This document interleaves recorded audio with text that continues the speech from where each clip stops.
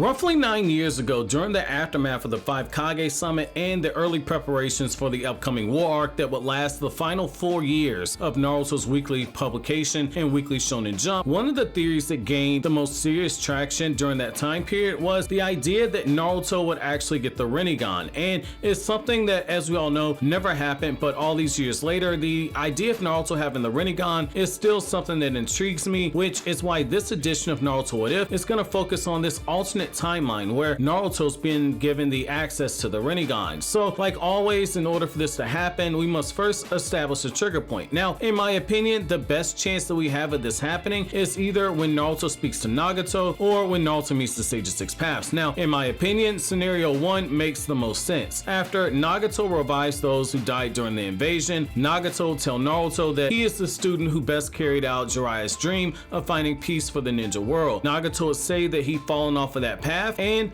though his life was now over, his eyes could now be used to help Jiraiya's dream of finding peace for the ninja world, something that is now a reality. He'd offer Naruto his eyes, giving Naruto an own dosage of his own Talk no Jutsu. After wearing down Naruto with this dying breath, Nagato would enter into the next life, knowing that he'd given his eyes to someone who would use them correctly. Konan would offer to implant the eyes into Naruto, but Naruto would insist on taking the eyes back to the village, vowing to make use of the eyes, but state he wanted to check on the village with his own eyes before he had them implanted. Konan was still going to take the bodies of Yahiko and Nagato, and Naruto was still going to be celebrated by those in the village who decided to call him a hero. Now, in my opinion, I don't think Naruto would immediately have Nagato's eyes implanted. There would still be part of him who would want to try convincing the Raikage to not have Sasuke killed, and I believe he would not make the choice to have the Rinnegan implanted until after he spoke with Sasuke after Sasuke tried to kill Sakura. I believe Naruto would disclose to Kakashi that he'd been given Nagato's Rinnegan and state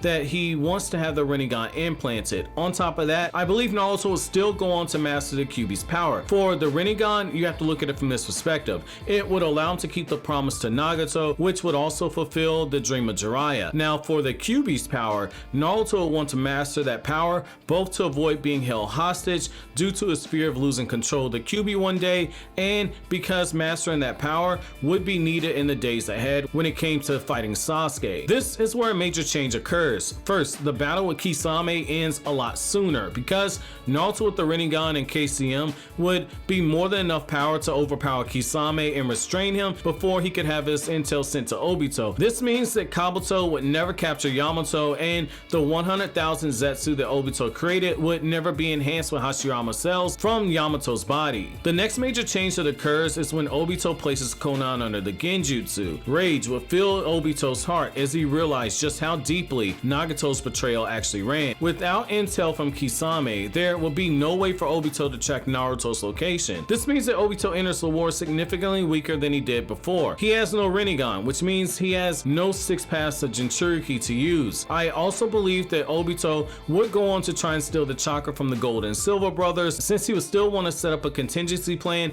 of completing the Moon Eye plan with only using part of the 8 and 9 Tails chakra. However, not having the Rinnegan makes it impossible for him to seal the chakra inside of the Gidomazu statue. By the time that Naruto enters into Dawn or Day 2 of the war, the battle with Nagato and Itachi becomes even more insane than it was originally. Nagato, being a true master of the Rinnegan, would pressure Naruto during their fight. However, I believe Naruto will finish his learning of the Rinnegan during this battle. Given Naruto would have had several days to get accustomed to the Rinnegan while he trained with Killer Bee, I could see him already knowing how to use some of the Six Paths Jutsu that he saw Pain use during their battle. I also believe that just like Sasuke confirmed to Naruto that he learned all the Rinnegan Jutsu during the battle with Kaguya, I believe that a fight with Nagato would serve as indirect training for Naruto. Eventually, Nagato would be sealed away by Itachi. Though the Rinnegan eats up an enormous amount of chakra to use, enough so that Obito, even with Hashirama cells, didn't dare try to use both Rinnegan. I believe that Naruto has a couple things working for him in his favor. Nagato, being Uzumaki, gave him the chakra reserves to use both of the Rinnegan and spam the Rinnegan Jutsu. The only reason that he was crippled is because he summoned the Gidomazu statue when Yahiko died. There's no way that Naruto's ever pushed to that point, so I don't see him suffering those same consequences.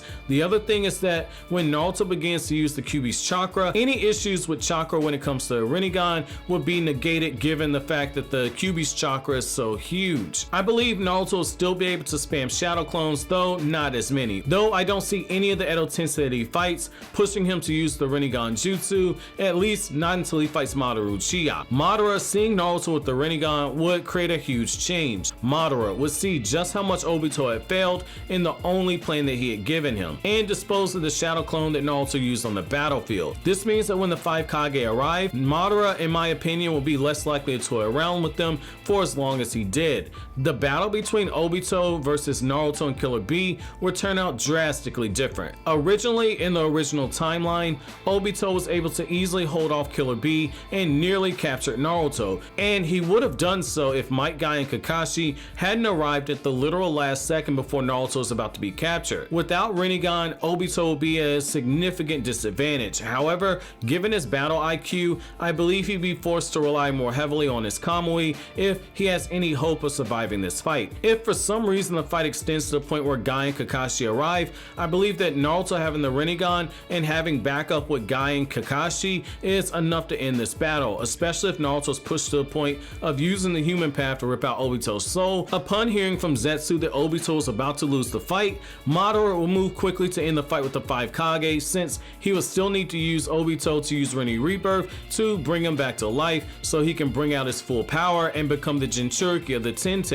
Originally, Madara stopped short of killing the 5 Kage. However, given the circumstances, I believe that Madara wouldn't hold back and Madara would kill the 5 Kage before rushing to the battlefield where Naruto's at. The battle of Naruto versus Madara would be something truly spectacular. In the original timeline, Naruto was already powerful enough to hold his own against a suppressed Edo Tensei Rinnegan Madara, but now with the Rinnegan, Madara will be forced to fight Naruto a lot more seriously. When Madara tried to use his Wood Dragon Jutsu to wrestle down Naruto's Kurama avatar, Naruto would perform one of the biggest almighty push that we've ever seen. Given that Naruto could use his regular jutsu through the QB avatar, like for instance the Rasengan, I see no reason he couldn't use the Rinnegan Jutsu here. The ground would shatter as two masters of the Rinnegan fought. Mountains would be blown apart, and Guy and Kakashi and Killer Bee would be too far outclassed in power in order to participate in this fight. I believe that Madara will have to fight very seriously here, since his goal was to become the Jinchuriki of the Ten Tails. However, I believe that the tables will be tipped too far into Naruto's favor, because the QB will very likely have already agreed to work in perfect sync with him, meaning that Naruto, on top of having Rinnegan, would likely have Kurama's full help and the chakra boost that comes from getting KCM2. Stacking this power on top of the Rinnegan would give Naruto more than enough power to bring down Madara, and it could get to a point where he can do enough damage to Edo Tensei Madara to the point where someone like Kakashi can use the Sealing Jutsu after Naruto lands an attack that stuns Madara long enough for the jutsu to take effect. This means that the Gidomazu is never summoned, Kaguya is never revived, and if for some reason the fight wages on until late into the night of day 2 of the war, then when Sasuke and the 4 Kages arrive, they will do so in enough time to see Naruto defeat Madara. Even if Orochimaru decides to help Sasuke, taking control of the 2nd, 3rd, and 4th Hokage, I don't think it matters. Now,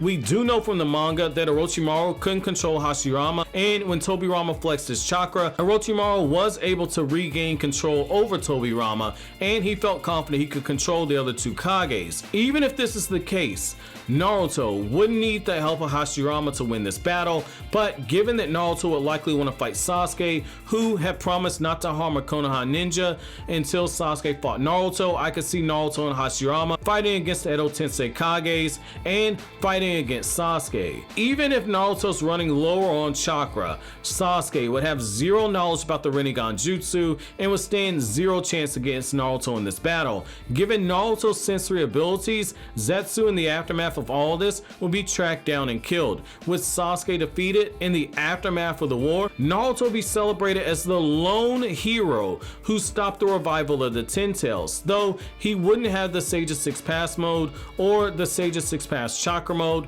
Naruto will still be known as the strongest person on the planet. Another major change that occurs is that Neji would never die. Might Guy would never be crippled, since he never would have used the 8th gate and had to been brought back from near death by Naruto. Kakashi would never lose his Sharingan, which means that Konoha would come out of the war with significantly more military power than it did originally. The 5 Kage will be buried and put to rest. alongside all the others who died during the war. Each of the ninja villages will be forced to make a new kage. Given how the Kage clan works, which I've discussed in my Kage clan explained video, I believe that Kankuro would be chosen to be the next Kage, though his sister Tamari is the strongest wind release user in the Hidden Sand Village and was clearly more intelligent than her brother. The members of the council, as we learned in the Gar Hiden novel, had hoped for Kankuro to one day become Kage. Now, in the Hidden Leaf Village, Kakashi would step in as Hokage right away, never needing time to consider taking the position formally due to him feeling unworthy because he lost his Sharingan, which I've covered in the video of how Kakashi almost didn't become 6th Hokage. Now, this is where another major change occurs. Darui, who was already the right-hand man of the Raikage,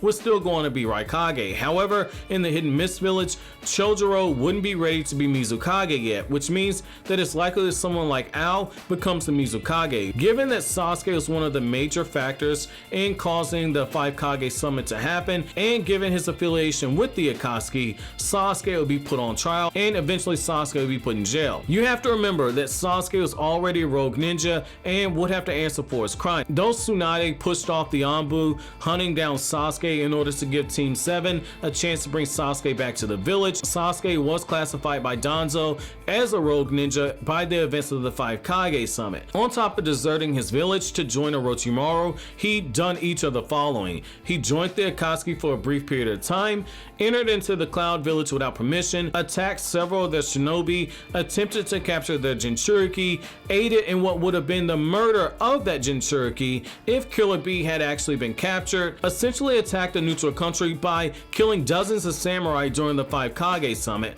attacked 4 of the now deceased 5 Kage. Not only that, but he killed the man who was chosen by the feudal lord of the Land of Fire to become the 6th Hokage, and he started the ninja war while being affiliated with the Akatsuki. Originally, Sasuke was still put in jail despite the fact that he helped save the world from Kaguya. In this timeline, Sasuke wouldn't have contributed nearly as much. Even if Naruto pleads for his forgiveness, Sasuke would not have enough goodwill that's been built up for Sasuke to be released. Well guys, that's gonna be it for my what if, and in my opinion, Naruto with the Rinnegan easily becomes one of the most broken characters in the series. Last week I promised what if Naruto learned the 8 inner gates, but there are 2 things with that video. Number 1, the video didn't hit the like threshold of 3,000 likes, and the other thing is I'm still actually working on that video, so it actually works in my favor. But let me know how you guys see things playing out with Naruto getting the Rinnegan. I'm very interested in reading the comments, since this is one I'll admit was